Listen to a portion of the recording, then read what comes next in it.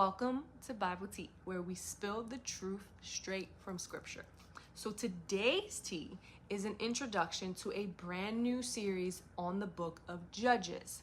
And let me just warn you right now, if you thought Jonah was messy, the book of Judges said, hold my cup, right?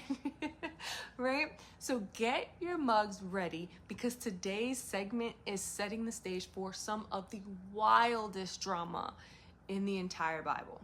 Okay, so boom.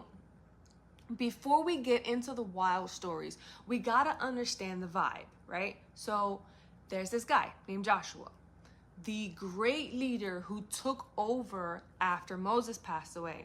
Joshua just passed away in the book of Judges, right? He didn't leave a successor. So Israel is living in the promised land, but there's no king, there's no president, no prime minister. It's a total power vacuum, right? And the Bible describes the entire book of Judges in one famous phrase. In those days, there was no king in Israel. Everyone did what was right in their own eyes. Translation, total anarchy. Everybody was just doing whatever they felt like doing. And whenever your feelings become your compass, don't be surprised when you get lost. Chasing trends, serving fake gods, and completely forgetting about the God who literally parted the Red Sea for them because they had no structure and no faithfulness.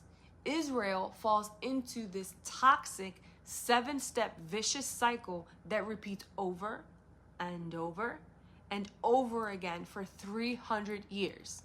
And it goes exactly like this. First, Israel gets comfortable and they start doing wickedness. Second, God says, all right, if you want to serve the local gods, I'll let the local enemies oppress you. 3, a foreign nation swoops in, conquers them, and ruins their lives. 4, Israel hits rock bottom, realizes they messed up, and starts crying out to God for help. 5, God feels compassion, pulls up, raises up a judge, which back then wasn't like a person in a black robe and with a gavel, right? It was straight up military deliverer, a freedom fighter. And then 6, the judge defeats the enemy and the land has peace as long as that judge is alive. Finally, 7, the second that judge dies, Israel goes right back to step 1 and starts sinning all over again, usually worse than before. Now, you might think these judges were flawless superheroes, but that's the real tea. God was working with some highly problematic, deeply flawed people. We're talking about guys like Ehud, the left-handed assassin. We're talking about Gideon, who was literally hiding in a wine press because he was terrified. But God called him a mighty man of valor.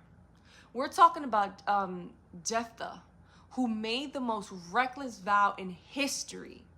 And of course, Samson, the ultimate strongman who could fight an entire army but couldn't resist a toxic relationship. And that is the introductory tea on the book of Judges. The moral of the story is human beings are incredibly consistent at messing up. But God is even more consistent at showing up with grace when we call on him.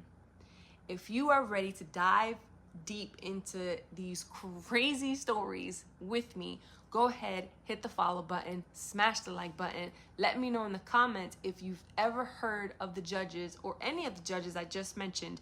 We're going through some more besides the one that were just mentioned. But hit a comment and let me know if you've ever heard of one of the judge. And get ready for next week. We are starting with the left-handed assassin. And that's the Bible tea today, guys. Sip wisely.